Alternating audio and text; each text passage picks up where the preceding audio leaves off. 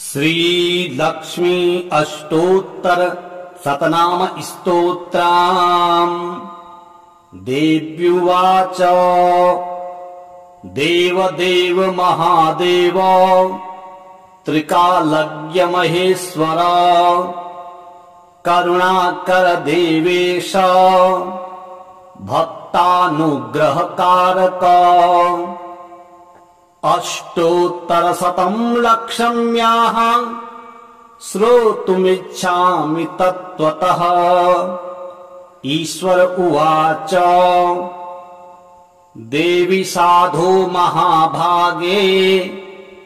महाभाग्यप्रदायकम्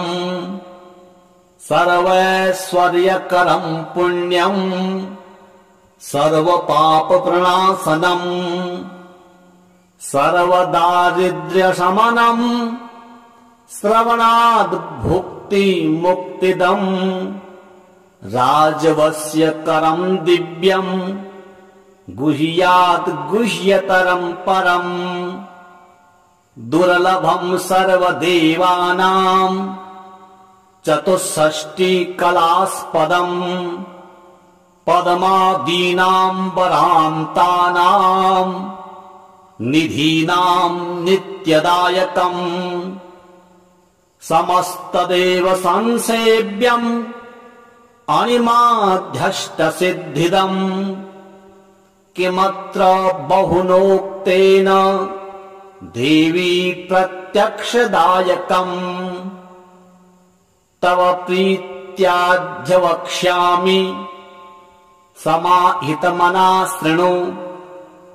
अष्टोत्तरशतस्यास्य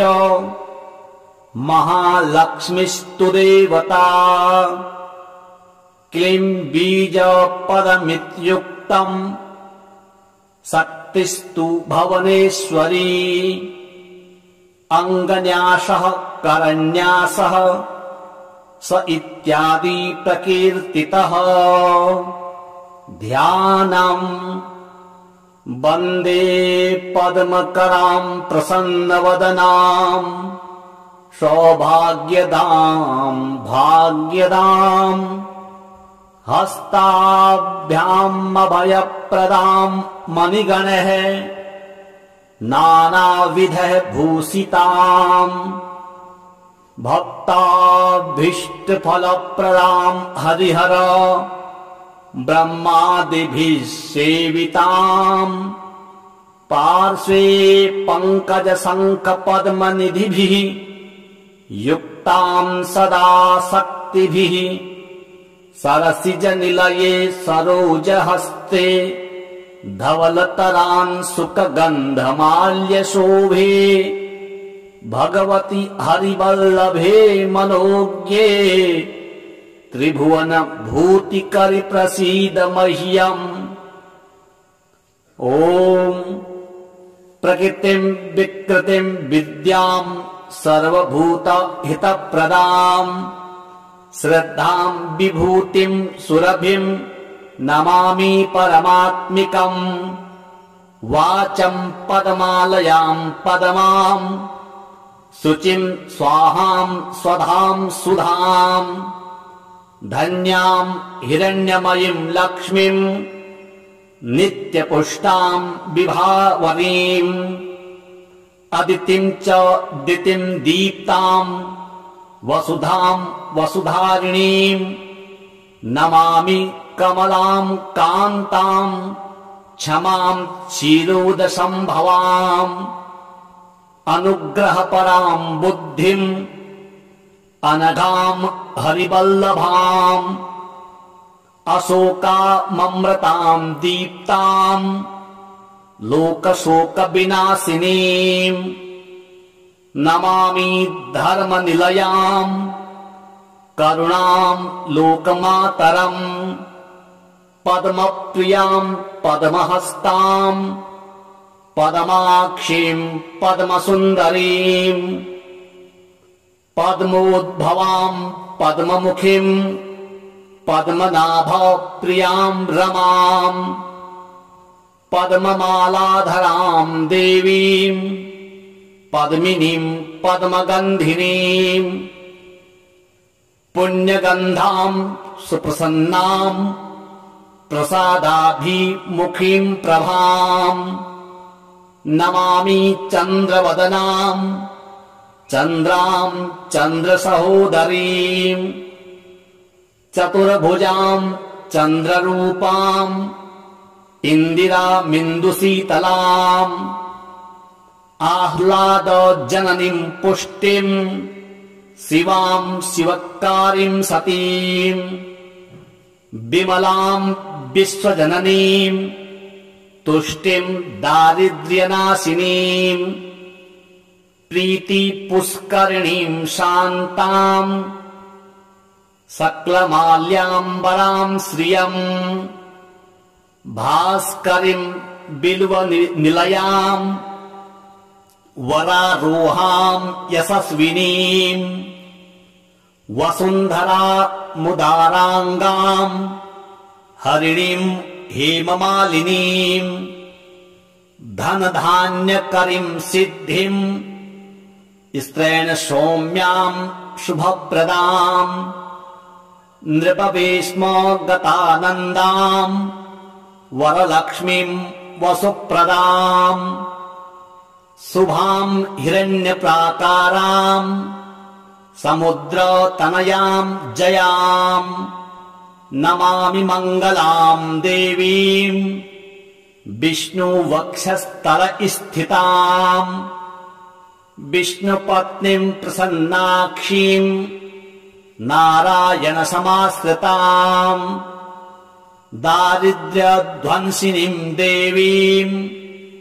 सर्वोपद्रववारिणीम् नवदुर्गाम् महाकालीम् ब्रह्म विष्णु शिवात्मिकाम् त्रिकालज्ञानसम्पन्नाम् नमामि भुवनेश्वरीम् लक्ष्मीम् क्षीरसमुद्रजाज तनयाम् श्रीरङ्गधामेश्वरीम् दासीभूतसमस्तदेववनिताम् लोकैकदीपाङ्कुराम् श्रीमन्मन्दकटाक्षलब्धविभवद् ब्रह्मेन्द्र गङ्गाधराम् त्वाम् विलोक्य कुटुम्बिनीम् सरसिजाम् वन्दे मुकुन्द प्रियाम् मातर नमामि कमले कमलायताक्षि श्रीविष्णु हृतकमलवासिनी विश्वमातः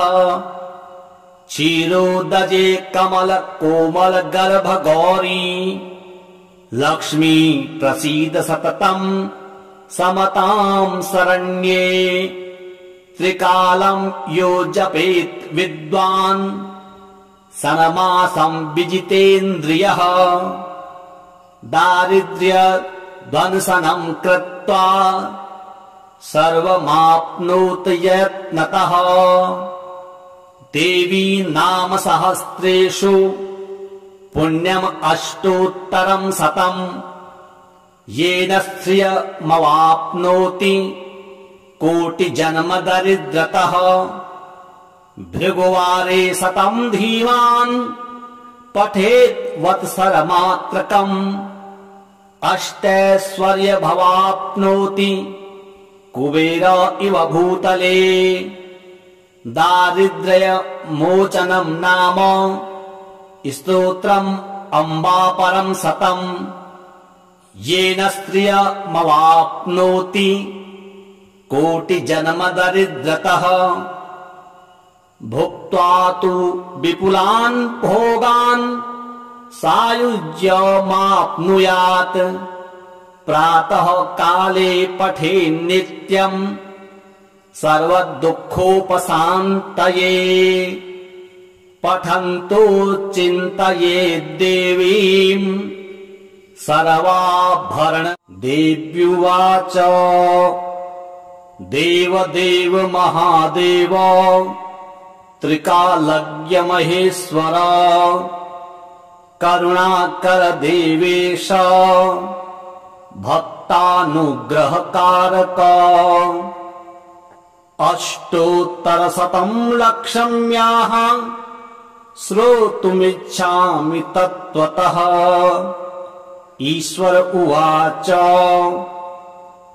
देवी साधो महाभागे महाभाग्यप्रदायकम् सर्वैश्वर्यकरम् पुण्यम् सर्वपापप्रणाशनम्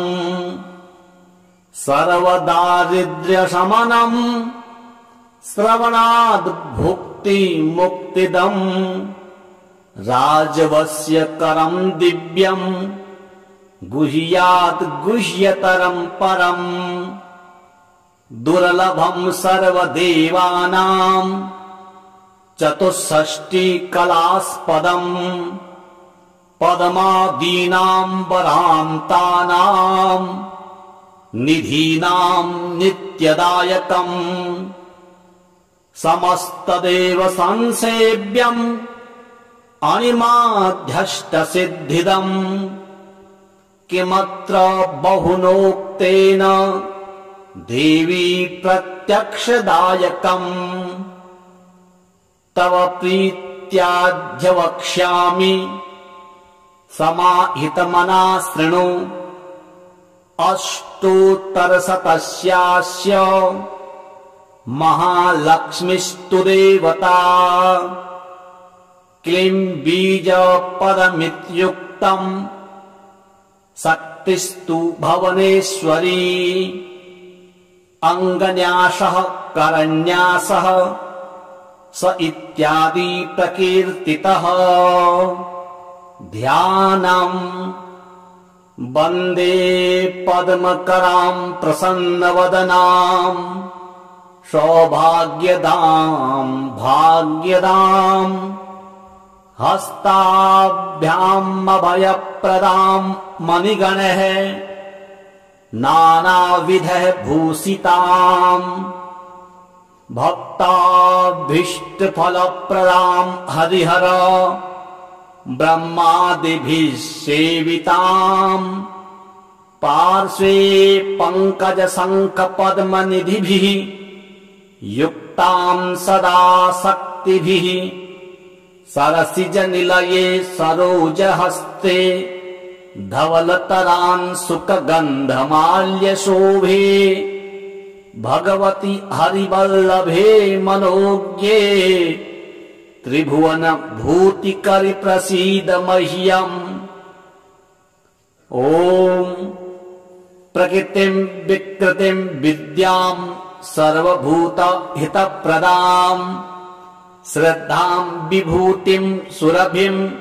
नमामि परमात्मिकम् वाचं पद्मालयां पद्मां शुचिं स्वाहां स्वधां सुधां धन्यां हिरण्यमयीं लक्ष्मीं नित्यपुष्टां विभावरीम् अदितिं च दितिं दीप्तां वसुधां वसुधारिणीं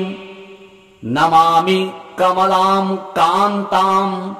क्षमां क्षीरोदसंभवाम् अनुग्रहपरां बुद्धिं अनघां हरिवल्लभाम् अशोकाममृतां दीप्तां लोकशोकविनाशिनीं नमामि धर्मनिलयां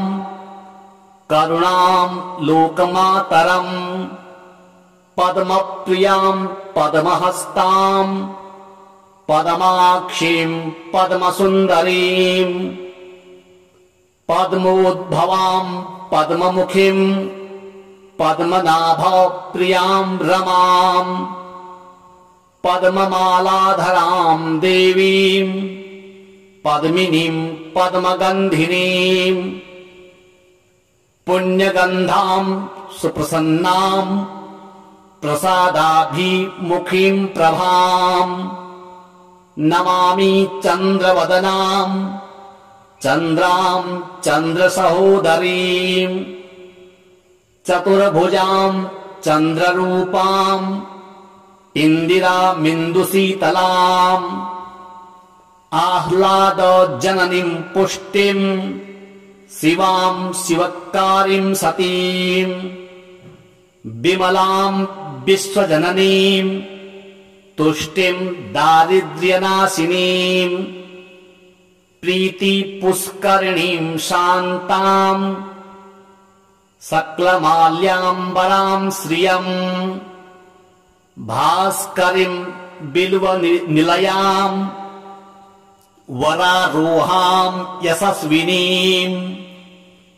वसुन्धरामुदाराङ्गाम् हरिणीम् हेममालिनीम् धनधान्यकरीम् सिद्धिम् स्त्रैण सौम्याम् शुभप्रदाम् नृपवेश्मगतानन्दाम् वरलक्ष्मीम् वसुप्रदाम् शुभाम् हिरण्यप्राकाराम् समुद्रतनयाम् जयाम् नमामि मङ्गलाम् देवीम् विष्णुवक्षस्थलस्थिताम् विष्णुपत्नीम् प्रसन्नाक्षीम् नारायणसमाश्रिताम् दारिद्र्यध्वंसिनीम् देवीम् सर्वोपद्रववारिणीम् नवदुर्गाम् महाकालीम् ब्रह्म विष्णु शिवात्मिकाम् त्रिकालज्ञानसम्पन्नाम् नमामि भुवनेश्वरीम् लक्ष्मीम् क्षीरसमुद्रजाज तनयाम् श्रीरङ्गधामेश्वरीम् दासीभूतसमस्तदेववनिताम् लोकैकदीपाङ्कुराम् श्रीमन्मन्दकटाक्षलब्धविभवद् ब्रह्मेन्द्र गङ्गाधराम् त्वाम् विलोक्य कुटुम्बिनीम् सरसिजाम् वन्दे मुकुन्द प्रियाम् मातर नमामि कमले कमलायताक्षि श्रीविष्णु धृतकमलवासिनी विश्वमातः क्षीरोदजे कमल कोमल गर्भ गौरी लक्ष्मी प्रसीद सततम् समताम् शरण्ये त्रिकालम् यो जपेत् विद्वान्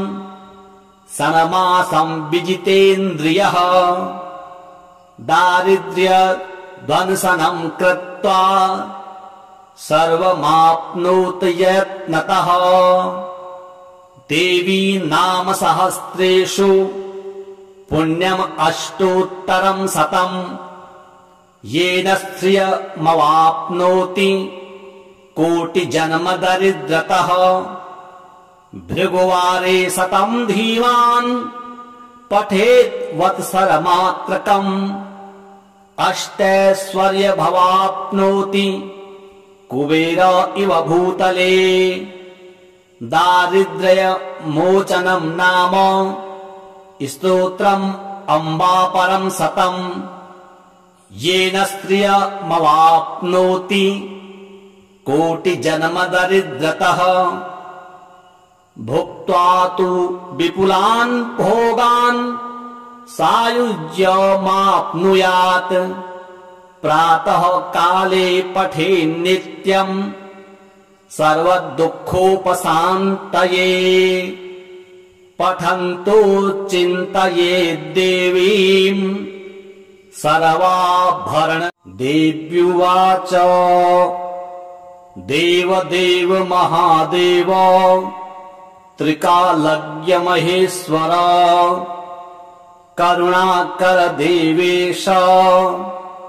भक्तानुग्रहकारक अष्टोत्तरशतम् लक्षम्याः श्रोतुमिच्छामि तत्त्वतः ईश्वर उवाच देवी साधो महाभागे महाभाग्यप्रदायकम्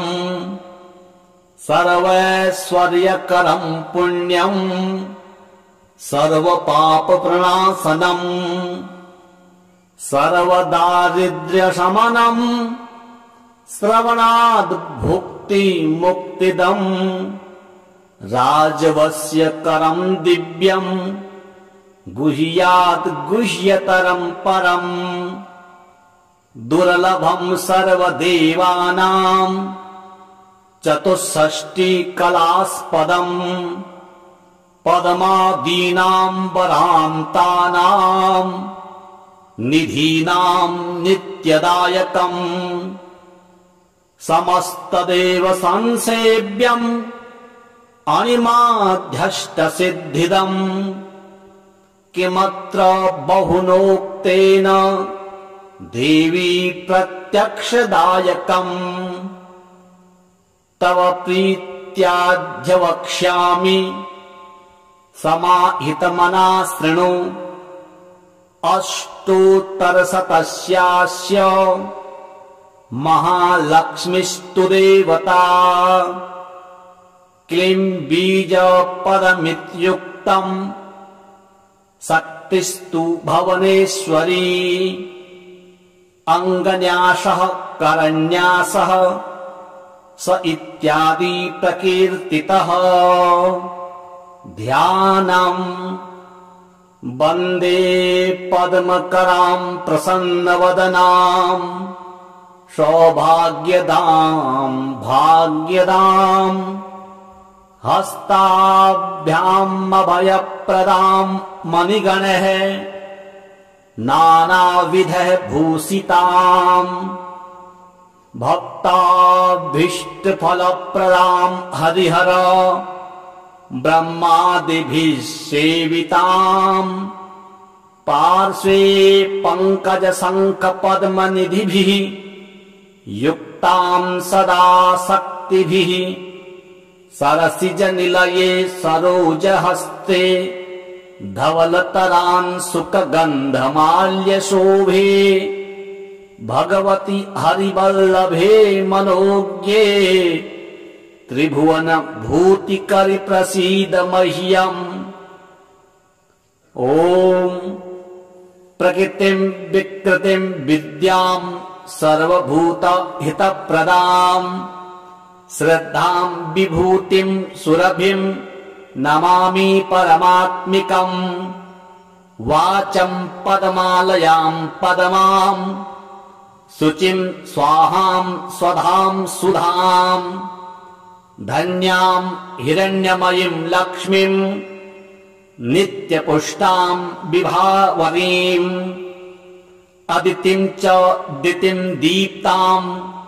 वसुधाम् वसुधारिणीम् नमामि कमलाम् कान्ताम् क्षमाम् क्षीरोदसम्भवाम् अनुग्रहपराम् बुद्धिम् अनघाम् हरिवल्लभाम् अशोकाममृताम् दीप्ताम् लोकशोकविनाशिनीम् नमामि धर्मनिलयाम् करुणाम् लोकमातरम् पद्मप्रियाम् पद्महस्ताम् पद्माक्षीम् पद्मसुन्दरीम् पद्मोद्भवाम् पद्ममुखीम् पद्मनाभप्रियाम् रमाम् पद्ममालाधराम् देवीम् पद्मिनीम् पद्मगन्धिनीम् पुण्यगन्धाम् सुप्रसन्नाम् प्रसादाभिमुखीम् प्रभाम् नमामि चन्द्रवदनाम् चन्द्राम् चन्द्रसहोदरीम् चतुर्भुजाम् चन्द्ररूपाम्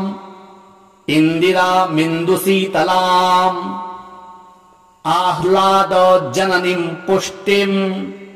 शिवाम् शिवकारीम् सतीम् विमलाम् विश्वजननीम् तुष्टिम् दारिद्र्यनाशिनीम् प्रीतिपुष्करिणीम् शान्ताम् सकलमाल्याम्बराम् श्रियम् भास्करीम् बिल्वनिलयाम् वरारोहाम् यशस्विनीम् वसुन्धरा मुदाराङ्गाम् हरिणीम् हेममालिनीम् धनधान्यकरीम् सिद्धिम् स्त्रैण सौम्याम् शुभप्रदाम् नृपभीष्म गतानन्दाम् वरलक्ष्मीम् वसुप्रदाम् शुभाम् हिरण्यप्राकाराम् समुद्रतनयाम् जयाम् नमामि मङ्गलाम् देवीम् विष्णुवक्षस्थलस्थिताम् विष्णुपत्नीम् प्रसन्नाक्षीम् नारायणसमाश्रिताम् दारिद्र्यध्वंसिनीम् देवीम् सर्वोपद्रववारिणीम् नवदुर्गाम् महाकालीम् ब्रह्म विष्णु शिवात्मिकाम् त्रिकालज्ञानसम्पन्नाम् नमामि भुवनेश्वरीम् लक्ष्मीम् क्षीरसमुद्रजाज तनयाम् श्रीरङ्गधामेश्वरीम् दासीभूतसमस्तदेववनिताम् लोकैकदीपाङ्कुराम् श्रीमन्मन्दकटाक्षलब्धविभवद् ब्रह्मेन्द्र गङ्गाधराम् त्वाम् विलोक्य कुटुम्बिनीम् सरसिजाम् वन्दे मुकुन्द प्रियाम् मातर नमामि कमले कमलायताक्षि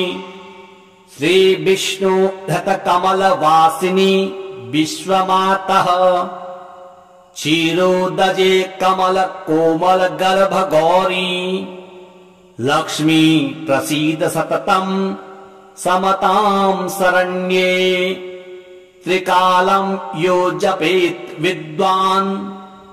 सनमासम् विजितेन्द्रियः दारिद्र्य ध्वंसनम् कृत्वा सर्वमाप्नोत यत्नतः देवी नाम सहस्रेषु पुण्यम् अष्टोत्तरम् शतम् येन स्त्रियमवाप्नोति कोटिजन्म दरिद्रतः भृगुवारे शतम् धीमान् पठेत् वत्सरमात्रकम् अष्टैश्वर्यभवाप्नोति कुबेर इव भूतले दारिद्र्य मोचनम् नाम स्तोत्रम् अम्बापरम् शतम् येन स्त्रियमवाप्नोति कोटिजन्म दरिद्रतः भुक्त्वा तु विपुलान् भोगान् सायुज्यमाप्नुयात् प्रातः काले पठेन्नित्यम् सर्वदुःखोपशान्तये पठन्तो चिन्तयेद्देवीम् सर्वाभरण देव्युवाच देवदेव महादेव त्रिकालज्ञ महेश्वर करुणाकर देवेश भक्तानुग्रहकारक अष्टोत्तरशतम् लक्षम्याः श्रोतुमिच्छामि तत्त्वतः ईश्वर उवाच देवी साधो महाभागे महाभाग्यप्रदायकम् सर्वैश्वर्यकरम् पुण्यम् सर्वपापप्रणाशनम् सर्वदारिद्र्यशमनम् श्रवणाद् भुक्तिमुक्तिदम् राजवस्यकरम् दिव्यम् गुह्यात् गुह्यतरम् परम् दुर्लभम् सर्वदेवानाम् चतुष्षष्टिकलास्पदम् पद्मादीनाम् वरान्तानाम् निधीनाम् नित्यदायकम् समस्तदेव संसेव्यम् अणिमाध्यष्टसिद्धिदम् किमत्र बहुनोक्तेन देवी प्रत्यक्षदायकम् तव प्रीत्याद्य वक्ष्यामि समाहितमना शृणु अष्टोत्तरशतस्यास्य महालक्ष्मीस्तु देवता क्लीं बीजपदमित्युक्तम् शक्तिस्तु भुवनेश्वरी अङ्गन्यासः करन्यासः स इत्यादि प्रकीर्तितः ध्यानम् वन्दे पद्मकराम् प्रसन्नवदनाम् सौभाग्यदाम् भाग्यदाम् हस्ताभ्याम् अभयप्रदाम् मणिगणैः नानाविधः भूषिताम् भक्ताभीष्टफलप्रदाम् हरिहर ब्रह्मादिभिः सेविताम् पार्श्वे पङ्कजशङ्खपद्मनिधिभिः युक्ताम् सदा शक्तिभिः सरसिजनिलये सरोजहस्ते धवलतरान् सुखगन्धमाल्यशोभे भगवति हरिवल्लभे मनोज्ञे त्रिभुवन भूतिकरि प्रसीद मह्यम् ॐ प्रकृतिम् विकृतिम् विद्याम् सर्वभूतहितप्रदाम् श्रद्धाम् विभूतिम् सुरभिम् नमामि परमात्मिकम् वाचम् पदमालयाम् पदमाम् शुचिम् स्वाहाम् स्वधाम् सुधाम् धन्याम् हिरण्यमयीम् लक्ष्मीम् नित्यपुष्टाम् विभावरीम् अदितिम् च दितिम् दीप्ताम् वसुधाम् वसुधारिणीम् नमामि कमलाम् कान्ताम् क्षमाम् क्षीरोदसम्भवाम् अनुग्रहपराम् बुद्धिम् अनघाम् हरिवल्लभाम् अशोकाममृताम् दीप्ताम् लोकशोकविनाशिनीम् नमामि धर्मनिलयाम् करुणाम् लोकमातरम् पद्मप्रियाम् पद्महस्ताम् पद्माक्षीम् पद्मसुन्दरीम् पद्मोद्भवाम् पद्ममुखीम् पद्मनाभप्रियाम् रमाम् पद्ममालाधराम् देवीम् पद्मिनीम् पद्मगन्धिनीम् पुण्यगन्धाम् सुप्रसन्नाम् प्रसादाभिमुखीम् प्रभाम् नमामि चन्द्रवदनाम् चन्द्राम् चन्द्रसहोदरीम् चतुर्भुजाम् चन्द्ररूपाम् इन्दिरामिन्दुशीतलाम् आह्लादजननीम् पुष्टिम् शिवाम् शिवकारीम् सतीम् विमलाम् विश्वजननीम् तुष्टिम् दारिद्र्यनाशिनीम् प्रीतिपुष्करिणीम् शान्ताम् सकलमाल्याम्बराम् श्रियम् भास्करीम् बिल्वनिलयाम् वरारोहाम् यशस्विनीम् वसुन्धरामुदाराङ्गाम् हरिणीम् हेममालिनीम् धनधान्यकरीम् सिद्धिम् स्त्रैण सौम्याम् शुभप्रदाम् नृपवेश्म गतानन्दाम् वरलक्ष्मीम् वसुप्रदाम् शुभाम् हिरण्यप्राकाराम् समुद्रतनयाम् जयाम् नमामि मङ्गलाम् देवीम् विष्णुवक्षस्थलस्थिताम् विष्णुपत्नीम् प्रसन्नाक्षीम् नारायणसमाश्रिताम् दारिद्र्यध्वंसिनीम् देवीम्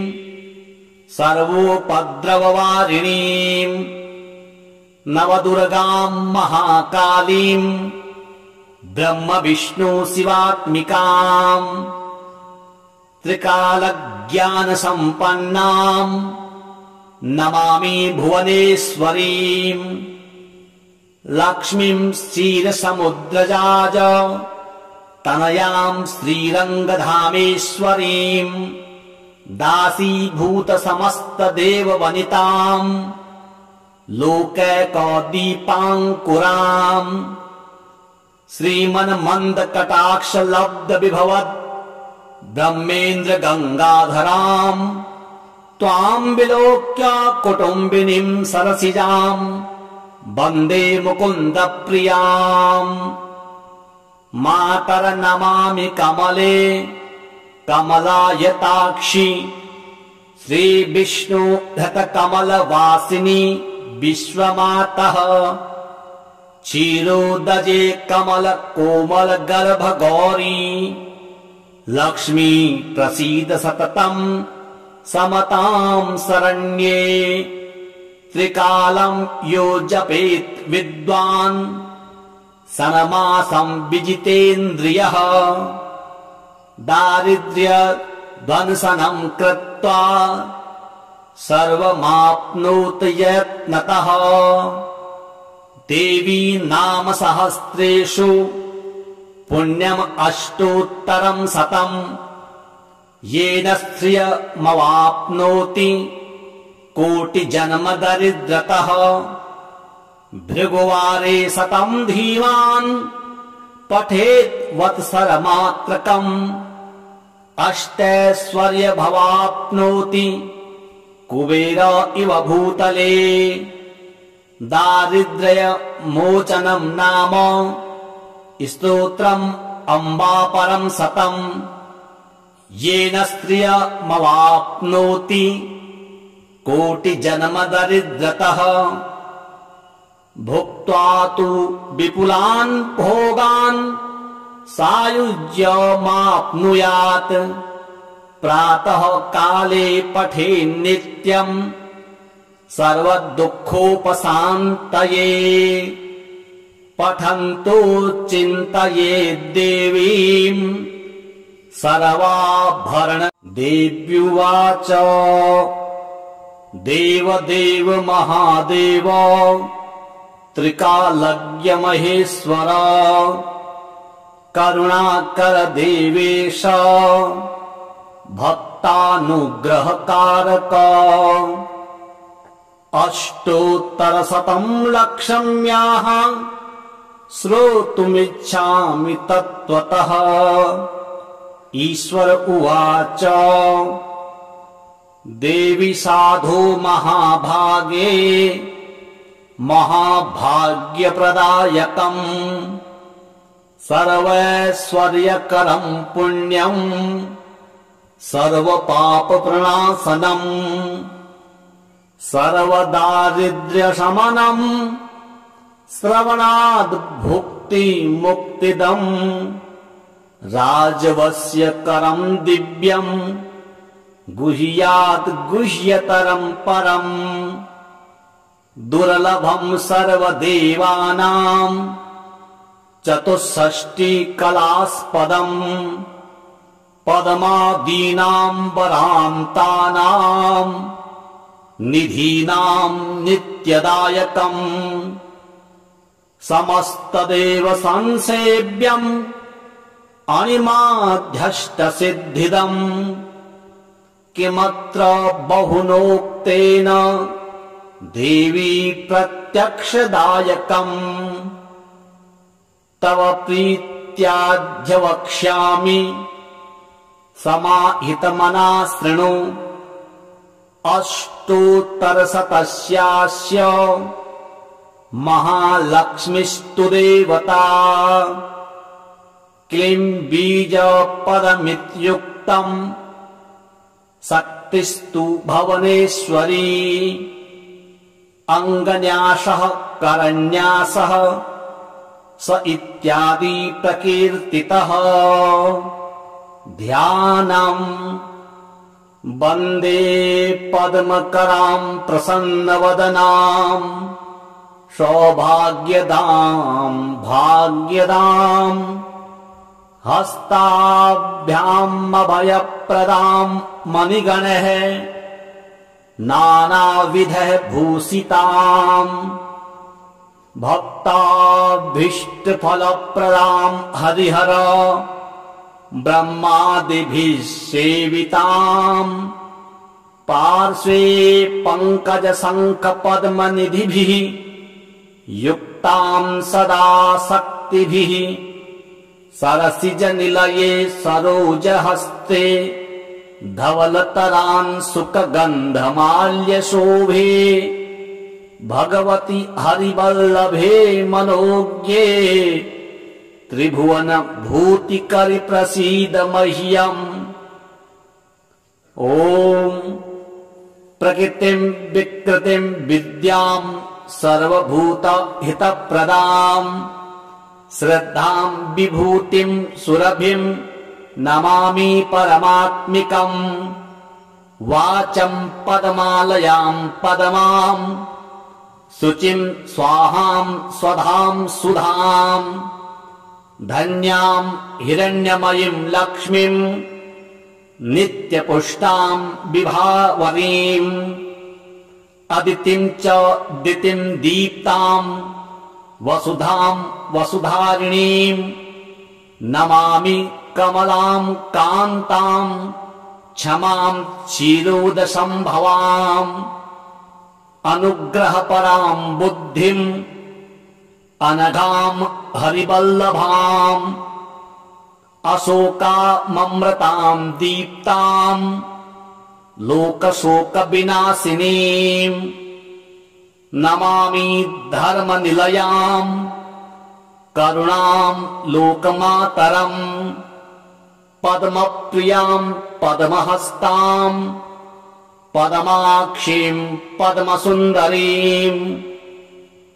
पद्मोद्भवां पद्ममुखीं पद्मनाभप्रियां रमां पद्ममालाधरां देवीं पद्मिनीं पद्मगन्धिनीं पुण्यगन्धां सुप्रसन्नां प्रसादाभिमुखीं प्रभां नमामि चन्द्रवदनां चन्द्रां चन्द्रसहोदरीं चतुर्भुजां चन्द्ररूपां इन्दिरामिन्दुशीतलाम् आह्लादजननीं पुष्टिं शिवां शिवकारीं सतीं विमलां विश्वजननीं तुष्टिं दारिद्र्यनाशिनीं प्रीतिपुष्करिणीं शान्तां सकलमाल्याम्बरां श्रियं भास्करीं बिल्वनिलयां वरारोहां यशस्विनीं वसुन्धरामुदाराङ्गां हरिणीं हेममालिनीं धनधान्यकरीं सिद्धिं स्त्रैण सौम्यां शुभप्रदां नृपवेश्मगतानन्दां वरलक्ष्मीं वसुप्रदां शुभां हिरण्यप्राकारां समुद्रतनयां जयां नमामि मङ्गलां देवीं विष्णुवक्षस्थलस्थितां विष्णुपत्नीं प्रसन्नाक्षीं नारायणसमाश्रितां दारिद्र्यध्वंसिनीं देवीं सर्वोपद्रववारिणीं नवदुर्गाम् महाकालीम् ब्रह्म विष्णु शिवात्मिकाम् त्रिकालज्ञानसम्पन्नाम् नमामि भुवनेश्वरीम् लक्ष्मीम् क्षीरसमुद्रजाज तनयाम् श्रीरङ्गधामेश्वरीम् दासीभूतसमस्तदेववनिताम् लोकैकदीपाङ्कुराम् श्रीमन्मन्दकटाक्षलब्धविभवद् ब्रह्मेन्द्र गङ्गाधराम् त्वाम् विलोक्य कुटुम्बिनीम् सरसिजाम् वन्दे मुकुन्द प्रियाम् मातर नमामि कमले कमलायताक्षि श्रीविष्णु धृतकमलवासिनि विश्वमातः क्षीरोदजे कमल कोमल गर्भ गौरी लक्ष्मी प्रसीद सततम् समताम् शरण्ये त्रिकालम् यो जपेत् विद्वान् सनमासम् विजितेन्द्रियः दारिद्र्य ध्वंसनम् कृत्वा सर्वमाप्नोत यत्नतः देवी नाम सहस्रेषु पुण्यम् अष्टोत्तरम् शतम् येन स्त्रियमवाप्नोति कोटिजन्म दरिद्रतः भृगुवारे शतम् धीमान् पठेत् वत्सरमात्रकम् अष्टैश्वर्यभवाप्नोति कुबेर इव भूतले दारिद्र्य मोचनम् नाम स्तोत्रम् अम्बापरम् शतम् येन स्त्रियमवाप्नोति कोटिजन्म दरिद्रतः भुक्त्वा तु विपुलान् भोगान् सायुज्यमाप्नुयात् प्रातः काले पठेन्नित्यम्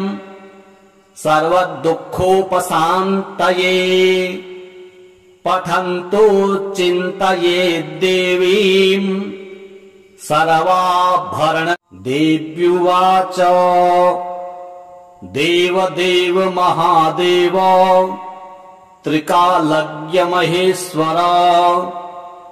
करुणाकर देवेश भक्तानुग्रहकारक अष्टोत्तरशतम् लक्षम्याः श्रोतुमिच्छामि तत्त्वतः ईश्वर उवाच देवी साधो महाभागे महाभाग्यप्रदायकम् सर्वैश्वर्यकरम् पुण्यम् सर्वपापप्रणाशनम् सर्वदारिद्र्यशमनम् श्रवणाद् भुक्तिमुक्तिदम् राजवस्यकरम् दिव्यम् गुह्यात् गुह्यतरम् परम् दुर्लभम् सर्वदेवानाम् चतुष्षष्टिकलास्पदम् पद्मादीनाम् वरान्तानाम् निधीनाम् नित्यदायकम् समस्तदेव संसेव्यम् अणिमाध्यष्टसिद्धिदम् किमत्र बहुनोक्तेन देवी प्रत्यक्षदायकम् तव प्रीत्याद्य वक्ष्यामि समाहितमना शृणु अष्टोत्तरशतस्यास्य महालक्ष्मीस्तु देवता क्लीं बीजपदमित्युक्तम् शक्तिस्तु भुवनेश्वरी अङ्गन्यासः करन्यासः स इत्यादि प्रकीर्तितः ध्यानम् वन्दे पद्मकराम् प्रसन्नवदनाम् सौभाग्यदां भाग्यदाम्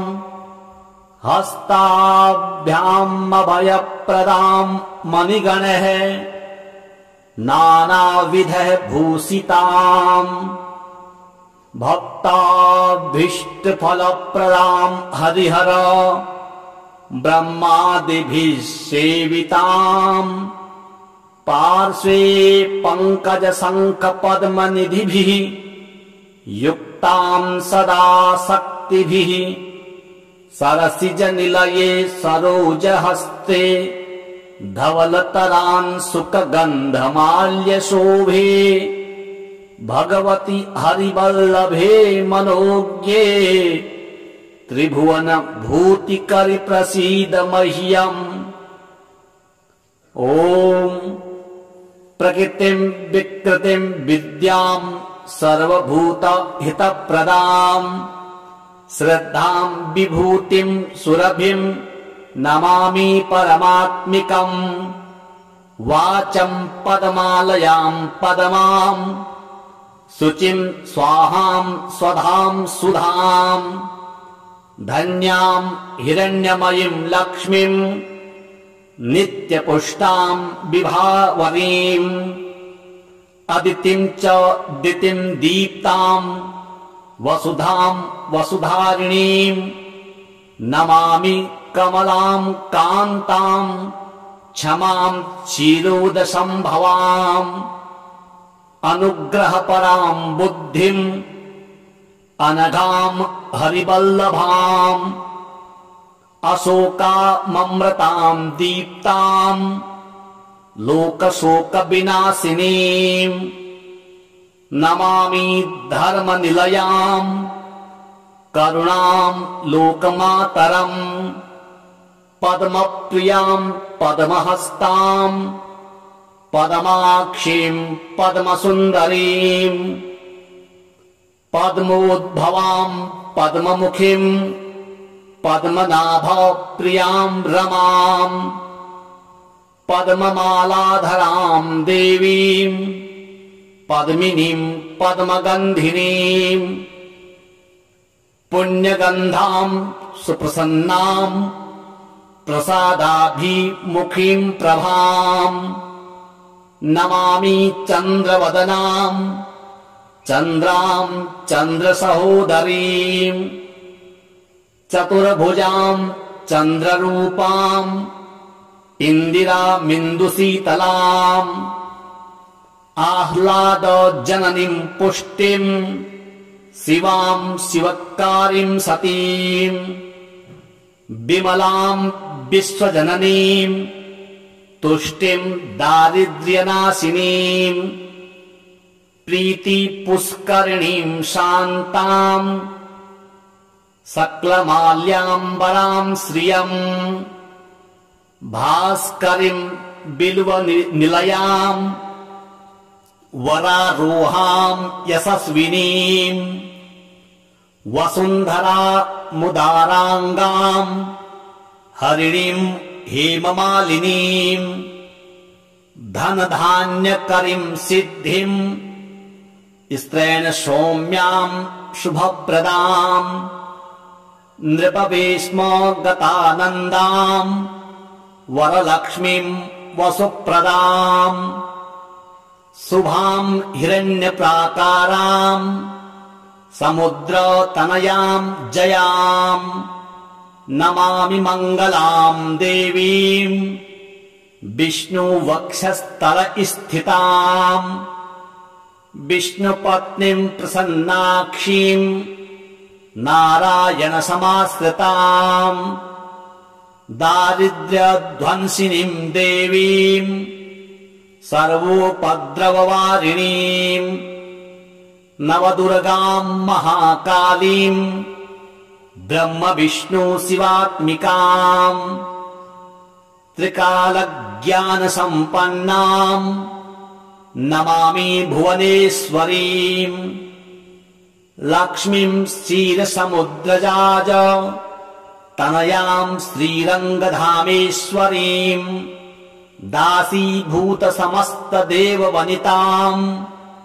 लोकैकदीपाङ्कुराम् श्रीमन्मन्दकटाक्षलब्धविभवद् ब्रह्मेन्द्र गङ्गाधराम् त्वाम् विलोक्य कुटुम्बिनीम् सरसिजाम् वन्दे मुकुन्द प्रियाम्। मातर नमामि कमले कमलायताक्षि श्रीविष्णु धृतकमलवासिनि विश्वमातः क्षीरोदजे कमल कोमल गर्भ गौरी लक्ष्मी प्रसीद सततम् समताम् शरण्ये। त्रिकालम् यो जपेत् विद्वान् षण्मासम् विजितेन्द्रियः दारिद्र्य ध्वंसनम् कृत्वा सर्वमाप्नोत यत्नतः। देवी नाम सहस्रेषु पुण्यम् अष्टोत्तरम् शतम् येन श्रियमवाप्नोति कोटिजन्म दरिद्रतः। भृगुवारे शतम् धीमान् पठेत् वत्सरमात्रकम् अष्टैश्वर्यमवाप्नोति कुबेर इव भूतले। दारिद्र्य मोचनम् नाम स्तोत्रम् अम्बापरम् शतम् येन स्त्रियमवाप्नोति कोटिजन्म दरिद्रतः। भुक्त्वा तु विपुलान् भोगान् सायुज्यमाप्नुयात् प्रातः काले पठेन्नित्यम् सर्वदुःखोपशान्तये। पठन्तो चिन्तयेद्देवीम् सर्वाभरण। देव्युवाच देव देव महादेव त्रिकालज्ञ महेश्वर करुणाकर देवेश भक्तानुग्रहकारक। अष्टोत्तरशतम् लक्षम्याः श्रोतुमिच्छामि तत्त्वतः। ईश्वर उवाच देवी साधो महाभागे महाभाग्यप्रदायकम् सर्वैश्वर्यकरम् पुण्यम् सर्वपापप्रणाशनम् सर्वदारिद्र्यशमनम् श्रवणाद् भुक्तिमुक्तिदम् राजवस्यकरम् दिव्यम् गुह्यात् गुह्यतरम् परम् दुर्लभम् सर्वदेवानाम् चतुष्षष्टिकलास्पदम् पद्मादीनाम् वरान्तानाम् निधीनाम् नित्यदायकम् समस्तदेव संसेव्यम् अणिमाध्यष्टसिद्धिदम् किमत्र बहुनोक्तेन देवी प्रत्यक्षदायकम् तव प्रीत्याद्य वक्ष्यामि समाहितमना शृणु। अष्टोत्तरशतस्यास्य महालक्ष्मीस्तु देवता क्लीं बीजपदमित्युक्तम् शक्तिस्तु भुवनेश्वरी अङ्गन्यासः करन्यासः स इत्यादि प्रकीर्तितः। ध्यानम् वन्दे पद्मकराम् प्रसन्नवदनाम् सौभाग्यदाम् भाग्यदाम् हस्ताभ्याम् अभयप्रदाम् मणिगणैः नानाविधः भूषिताम् भक्ताभीष्टफलप्रदाम् हरिहर ब्रह्मादिभिः सेविताम् पार्श्वे पङ्कजशङ्खपद्मनिधिभिः युक्तां सदा शक्तिभिः सरसिजनिलये सरोजहस्ते धवलतरांशुकगन्धमाल्यशोभे भगवति हरिवल्लभे मनोज्ञे त्रिभुवन भूतिकरि प्रसीद मह्यम्। ॐ प्रकृतिं विकृतिं विद्यां सर्वभूत हितप्रदां श्रद्धां विभूतिं सुरभिं नमामि परमात्मिकम्। वाचं पदमालयां पदमां शुचिं स्वाहां स्वधां सुधां धन्यां हिरण्यमयीं लक्ष्मीं नित्यपुष्टां विभावरीम् अदितिं च दितिं दीप्तां वसुधां वसुधारिणीं नमामि कमलां कान्तां क्षमां क्षीरोदसंभवाम् अनुग्रहपरां बुद्धिं अनघां हरिवल्लभाम् अशोकाममृतां दीप्तां लोकशोकविनाशिनीं नमामि धर्मनिलयां करुणां लोकमातरम् पद्मप्रियां पद्महस्तां पद्माक्षीं पद्मसुन्दरीं पद्मोद्भवां पद्ममुखीं पद्मनाभप्रियां रमां पद्ममालाधरां देवीं पद्मिनीं पद्मगन्धिनीं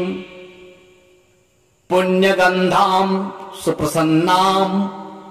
प्रसादाभिमुखीं प्रभां नमामि चन्द्रवदनां चन्द्रां चन्द्रसहोदरीं चतुर्भुजां चन्द्ररूपां इन्दिरामिन्दुशीतलाम् आह्लादजननीं पुष्टिं शिवां शिवकारीं सतीं विमलां विश्वजननीं तुष्टिं दारिद्र्यनाशिनीं प्रीतिपुष्करिणीं शान्तां सकलमाल्याम्बरां श्रियं भास्करीं बिल्वनिलयां वरारोहां यशस्विनीं वसुन्धरामुदाराङ्गां हरिणीं हेममालिनीं धनधान्यकरीं सिद्धिं स्त्रैण सौम्यां शुभप्रदां नृपवेश्मगतानन्दां वरलक्ष्मीं वसुप्रदां शुभां हिरण्यप्राकारां समुद्रतनयां जयां नमामि मङ्गलां देवीं विष्णुवक्षस्थलस्थितां विष्णुपत्नीं प्रसन्नाक्षीं नारायणसमाश्रितां दारिद्र्यध्वंसिनीं देवीं सर्वोपद्रववारिणीं नवदुर्गां महाकालीं ब्रह्मविष्णुशिवात्मिकां त्रिकालज्ञानसम्पन्नां नमामि भुवनेश्वरीं लक्ष्मीं क्षीरसमुद्रजाज तनयां श्रीरङ्गधामेश्वरीं दासीभूतसमस्तदेववनितां लोकैकदीपाङ्कुरां श्रीमन्मन्दकटाक्षलब्धविभवद् ब्रह्मेन्द्र गङ्गाधरां त्वां विलोक्य कुटुम्बिनीं सरसिजां वन्दे मुकुन्दप्रियां मातर्नमामि कमले कमलायताक्षि श्रीविष्णु धृतकमलवासिनी विश्वमातः क्षीरोदजे कमल कोमल गर्भ गौरी लक्ष्मी प्रसीद सततम् समतां शरण्ये त्रिकालं यो जपेत् विद्वान् सनमासं विजितेन्द्रियः दारिद्र्य ध्वंसनं कृत्वा सर्वमाप्नोत यत्नतः देवी नाम सहस्रेषु पुण्यम् अष्टोत्तरं शतम् येन स्त्रियमवाप्नोति कोटिजन्म दरिद्रतः भृगुवारे शतं धीमान् पठेत् वत्सरमात्रकम् अष्टैश्वर्यमवाप्नोति कुबेर इव भूतले दारिद्र्यमोचनं नाम स्तोत्रम् अम्बापरं शतम् येन स्त्रियमवाप्नोति कोटिजन्म दरिद्रतः भुक्त्वा तु विपुलान् भोगान् सायुज्यमाप्नुयात् प्रातः काले पठेन्नित्यम् सर्वदुःखोपशान्तये पठन्तो चिन्तयेद्देवीम् सर्वाभरण